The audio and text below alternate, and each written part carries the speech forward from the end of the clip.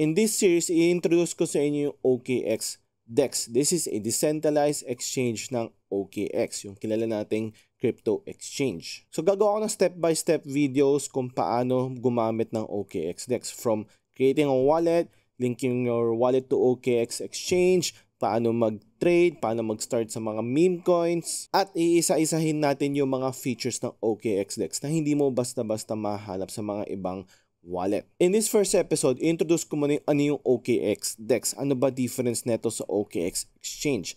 Sa OKX DEX, this is decentralized exchange ng OKX, kung saan kung gusto mo mag-interact sa labas ng exchange ng OKX, ito yung gagamitin mo. This is a DEX aggregator. Ano ibig sabihin nun?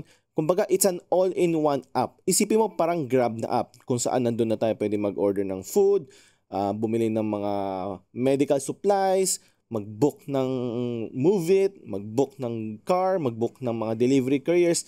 Nandun na lahat ng mga kailangan natin gawin sa isang app.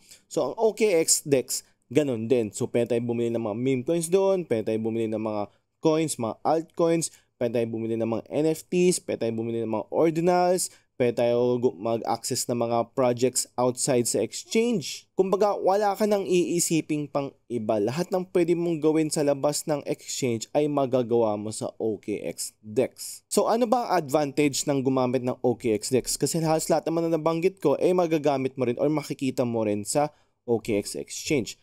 One of the few things na advantage mo pag gumamit ka ng OKX DEX is mas marami kang opportunities na makukuha sa labas ng exchange. Katulad ng mga meme coins, mga bagong meme coins na hindi pa nalilist sa mga exchanges, sa DEX mo yan makikita or sa OKX DEX. Second reason is mas matataas yung mga interest rates or APR, APYs na makikita mo sa labas ng mga exchanges.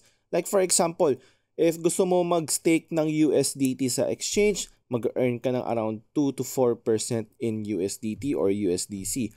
While sa labas ng DEX, pwede ka makakuha ng as much as higher or higher than 10%. So, makikita mo yung malaki yung difference nun.